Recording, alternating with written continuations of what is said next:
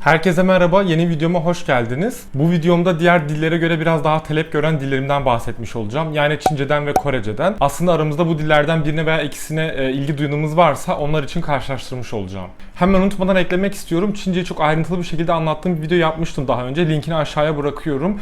Aynı zamanda Korece için de birkaç farklı video çekmiştim. Korece'yi nasıl daha iyi öğrenebilirizle alakalı. Ve Korece'de bulunan yabancı kökenli, daha doğrusu Avrupa kökenli kelimeleri karşılaştırdığım bir video da çekmiştim arkadaşımla. Hepsinin linkini aşağı bırakacağım. İsterseniz önce o videolara göz atıp daha sonra buraya gelebilirsiniz. Evet, aslında Çince ve Korece farklı ailelere mensup diller ama yıllarca birbirlerinden çok etkilenmişler. Ya daha doğrusu Korece Çince'den etkilenmiş diyebiliriz. Bunu Türkçe ve Arapçaya veya Türkçe veya Farsça'ya benzetebilirsiniz. Biliyorsunuz Türkçe ve Arapça bambaşka diller. Yani aynı aileye mensup değiller. Farsça da aynı şekilde.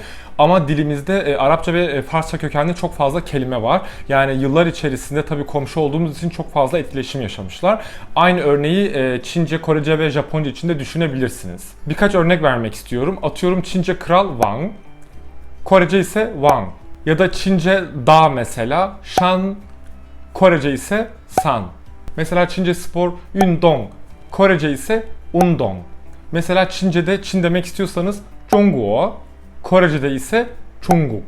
Görüyorsunuz birbirine çok benzeyen kelimeler.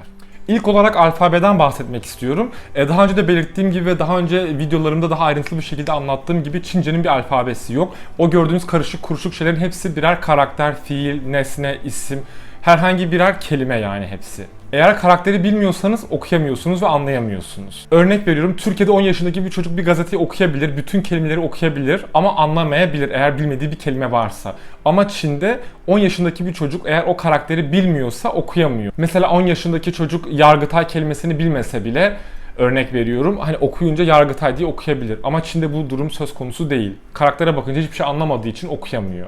O yüzden karakteri bilmeniz gerekiyor. Ve bu karakterlerin stroke order dediğimiz bir yazım sırası var. Yani okullarda da, Çin'de okullarda bu yazım sırasına göre öğretiyorlar. Böyle gelişigüzel yazmıyorsunuz bu karakterleri. Tabii internet ortamında yazması biraz daha farklı. Bundan diğer videomda bahsetmiştim. Aksine Korece'nin bir alfabesi var. Hangul adı verilen bir alfabesi var. Kabaca bir saatte bile öğrenebilirsiniz aslında. Tabii ki de bazı nüanslar, bazı dikkat etmemiz gereken unsurlar var. Ama kaba bir şekilde bir saatte öğrenip okuyup yazabilirsiniz. Çok zor değil. Her harfin bir karşılığı var bizdeki gibi. Yani Latin alfabesindeki gibi. Bu harfleri öğrendikten sonra normal yazıyıp okuyabiliyorsunuz anlamasanız bile. Bir diğer önemli nokta telaffuz olayı. Çince'de biliyorsunuz tonlar var. Yani kelimelerin tonları var ve kelimenin tonu değiştiğinde aynı kelime olmasına rağmen tonunu farklı söylediğinizde, farklı telaffuz ettiğinizde kelime bambaşka bir manaya geliyor. Daha önce çektiğim videodan birkaç örnek vermek istiyorum. Mesela şu karakter zuo, oturmak demek. Şu ise zuo, yapmak demek. Tamamen aynı telaffuz. Yani okurken ne olduğunu anlıyorsunuz. Ama duyduğunuzda eğer bir bütün içinde değilse, bir cümle içinde değilse anlamanız güç. Ya da ne demek istediğini anlayamıyorsunuz. O yüzden konteks dediğimiz, yani kelimenin içinde bulunduğu paragraf ve yazı önemli. Korece'de ise ton olayı yok. Yazılı gibi okuyorsunuz direkt. Mesela az önce verdiğim örneklerde Wang, kral demek, ikinci ton mesela, yükselen. Ama Korece'de Wang, herhangi bir ton falan yok. Ya da mesela Zhongguo, Zhong birinci ton, Guo ikinci ton, yükselen ton.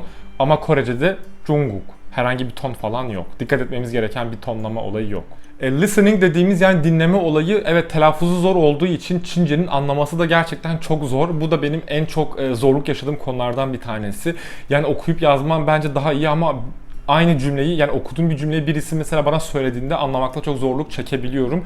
Bunun da sebebi daha önce de belirttiğim gibi kelimelerin birbirlerine çok benziyor oluşu. Yani seslerin, kelimelerin, telaffuzların birbirine çok yakın olması. Yine eski videodan bir alıntı yapacağım. Size basit bir cümle örnek vereyim. Mesela diyorsunuz ki havaalanına taksiyle gidiyorum Türkçe. İşte I take a taxi to the airport. Ya da ich fahre mit dem Taxi zum Flughafen. Ya da İspanyolca mesela tomo el taxi al aeropuerto. Ama Çince 我坐出租车去机场. Şimdi Translate ablamızı dinleyelim. 我坐出租车去机场。 Gördüğünüz gibi 坐出租车去机场. Yani o kadar çok benziyor ki bu sesler birbirine. Tabii kimsesinde bu kadar yavaş konuşmadığı için anlaması gerçekten çok zor hale geliyor. Evet, gördüğünüz gibi kelimeler birbirine çok benziyor ama Korece'de bu olay bu kadar da kuvvetli değil. Gramer olayı, Çince'nin genelde grameri yok derler. Doğru, ama grameri olmadığı için siz kelimeleri gerçekten çok düzgün bir sıraya göre koymalısınız ki karşınızdaki sizi anlayabilesin.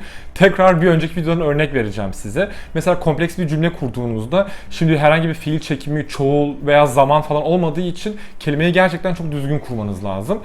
Önceden çektiğim videoya göz atalım. Mesela şey diyeceksiniz. Bugün dün buluştuğum arkadaşımla kahve içiyorum. Şimdi Çince'de çekim olmadığı için buluştum diyemiyorsunuz. İçiyorum diyemiyorsunuz. İçmek, buluşmak. Şimdi diyeceksiniz ki o zaman cümleyi nasıl kuracağım? Şöyle kuruyorsunuz mesela. 我今天和昨天认识的朋友喝咖啡. Yani tam çevirisi ben bugün birlikte, dün tanışmak, arkadaş, içmek, kahve.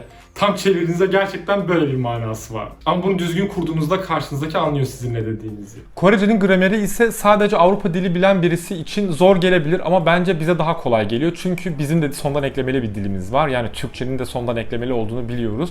Korece'de de aynı şekilde. Fiili sadece bir kere çekimliyorsunuz. Yani birinci, ikinci, üçüncü tekil ve şahıslar için fiili sadece bir kere çekimlemiş oluyorsunuz. Ve onlarda da bizdeki gibi cinsiyet olayı yok. Mesela o hani İngilizce'deki he, she olayı biliyorsunuz bizde yok, onlarda da yok Korece'de yani. O yüzden bu kısımları biraz daha bize benzer olduğu için bence bir tık daha kolay grameri. Japoncadan pek bahsetmedim çünkü aslında Japonca hakkında çok fazla bir bilgim yok. Ama tabii okuyup araştırıyorum ve Korece ve Çince ile bahsettiğim gibi çok fazla benzer noktaları var. Japonca'nın 3 alfabesi var. Hiragana, katakana ve kanji dedikleri. Kanji Çince'den alınan karakterler. Hala onları kullanıyorlar. Hiragana, katakana ise kendi ürettikleri bir alfabe. Bu alfabelerin çoğunu yabancı kökenli kelimeleri kullanırken kullanıyorlar. Bu biraz daha kompleks bir tema. O yüzden çok derine inmeyeceğim kafanızı karıştırmamak için. Ama Japonca'da Korece gibi sondan eklemeli bir dil. Daha doğrusu Türkçedeki gibi. O yüzden Japonca öğrenen birisi Koreceyi çok daha kolay öğrenebilir veya tam tersini diyebiliriz.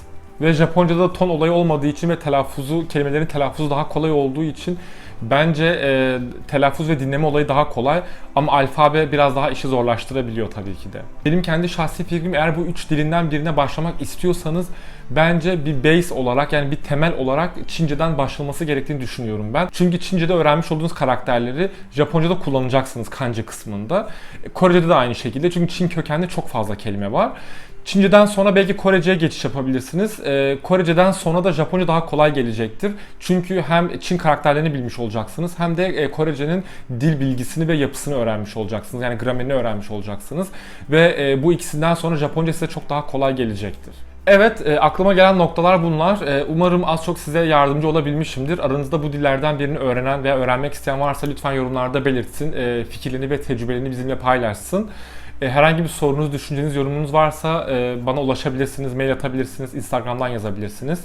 Bir sonraki videomda görüşmek üzere.